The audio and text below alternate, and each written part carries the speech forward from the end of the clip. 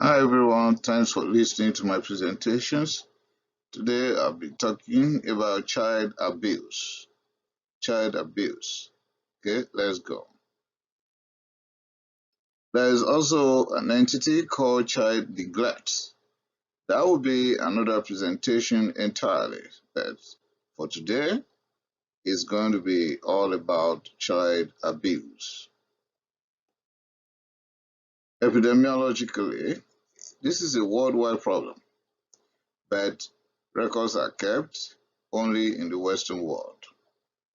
World Health Organization revealed that about 13% of deaths due to injury is abuse-related in children, and particularly those less than 15 years old.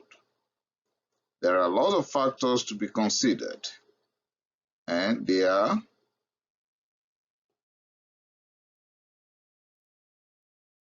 that this is a medical problem, but it is also a legal problem.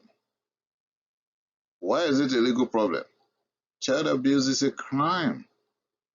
The healthcare providers have the obligation and responsibility to report in order to protect the children. The healthcare providers must tell the parents that he or she is suspecting an abuse and that further investigations will be required. But while you are taking this step, prepare yourself for actions. You might be faced with anger or even violence from the caregivers, but remain resolute, be empathic, supportive, and non-judgmental.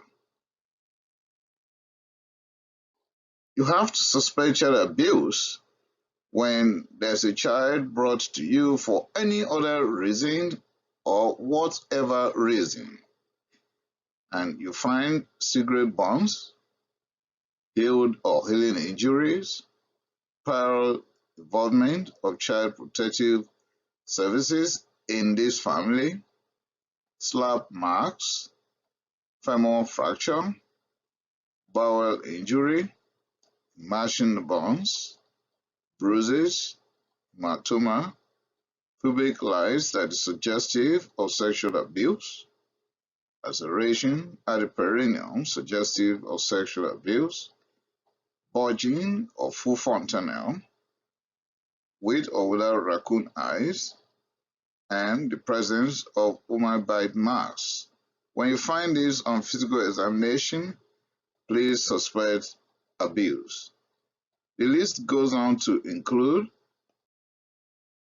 missing teeth or fracture, angular or labial frenulum tears, rib fracture, epiphyseal separations, severe skull fractures, clavicular fracture, apnea or seizures on presentation, retinal hemorrhage and ophthalmoscopy, and if the child is presenting unconsciously or in coma.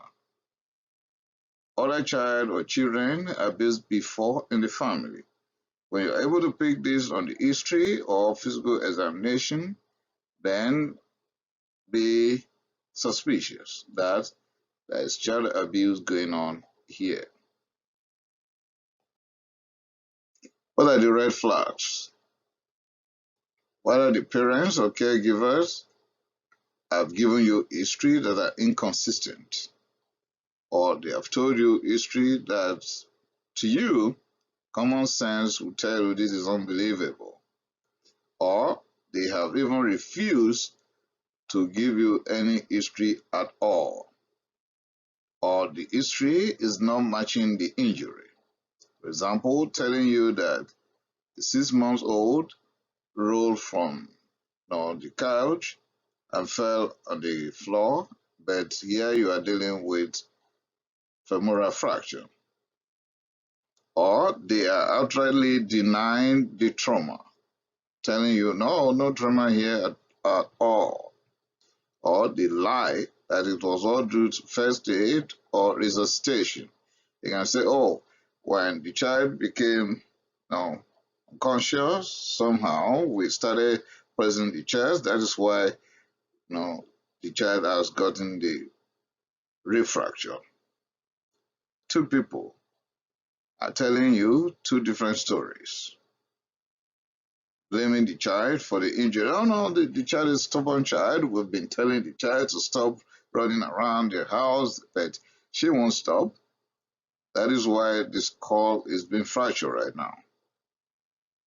Or blaming others for the obvious injuries. Can you just explain how a child had subdural hematoma or long bone fractures? The mom is telling you, I can't just explain. Or the dad saying, I can't just explain. Or the staff at daycare saying, I can't just explain. Those are red flags. How about delay in seeking help? Child had fracture or anything horrible, and they are not presenting the first or second day, coming the third day, or it's someone else who's actually bringing the child, or someone else has called the police. And that's why the child is before you today. We need to take history to find out the characteristics of the child that could have predisposed him or her to an abuse. Is this child an unwanted child? Or the pregnancy of this child was not planned? So the child came in between and the parents are not happy. They tend to vent their anger on the child. Or they beat hell out of him or her at any slight mistake. Premature birth. Is this a difficult child? Or chronic illness in the child? Any physical deformity in the child, and the mom or the dad or both is or are not happy to see the child, right? Or mental retardation, failure to thrive in the child, which could be a sign of neglect anyway because they're not feeding well. Temper tantrum, and then they tend to bring it under control by force. Childhood psychiatric disorder like oppositional defiant disorder, always antagonizing and opposing everything the parents are saying, or attention deficit and apparative disorder. So they are just forcing the child to sit down when the child won't sit down, or the child won't pay attention, or the child will be losing stuff. Then they tend to beat hell out of him or her. Not dealing with characteristics of the child only, we need to delve into the characteristics of the caregiver, either the biological parents or foster parents or any higher caregiver at home or daycare. Okay, then that will take us through, are you related to the child at all? And whether this is a male caregiver or the caregiver has been abused by the partner under the name spousal abuse or intimate partner violence. You can check my channel for that very subject. I have published a presentation on spousal abuse. Any history of animal cruelty in this individual looking after the child right now? Are you divorced? Do you lack job and you're just doing this out of frustration? I mean, staying at home to support the kids because there's no job. Any chronic illness or pain in the caregiver? How about the level of income? Are we dealing with poverty in this person, or is this entire family isolated from the rest members of the family? Still on parents or the caregivers. Are the parents or caregivers young parents, inexperienced caregiver, or they have high expectation from the child? Maybe the child is performing below the expectation, or parents were abused when they were kids, and then they don't see any reason why hitting or beating their children now is a crime because that was the way they were raised. Are they smoking weed? Are they doing other street drugs? Any depression in them? any psychotic features. We need to find out all this as per the parents, either biological or foster parent, or the caregivers. Interventions. First thing first, remove the child from the hazard. How do you do that? Admit. Admit for appropriate treatment. Consider all the possible differentials.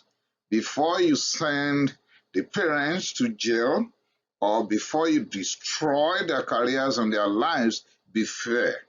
Be fair. Rule out other possible differentials before pinning it on the parents. Do a complete and thorough physical examination. Have a sketch of your findings, including photographs. Still on intervention, you can have skeletal survey, CT of the head, complete blood count, clotting profile, microscopy, culture and sensitivity as may be required, or ophthalmoscopy. The presentation and what you're able to pick on physical examination will determine the investigations you embark upon. Report. Yeah, there we go. Report to Child Aids and Services or Child Protection Services. It is a must. It is a must. Like if you check my presentation on spousal abuse, I've advised that you only need to encourage the victim, most of the times the women, that they have the privilege or the choice to report to police and that hitting them is a crime, but you don't have to report because they are adults, they could take that off. In this case, you just have to report. It is a must. We have to report. But be prepared to witness if the case is taken to the court.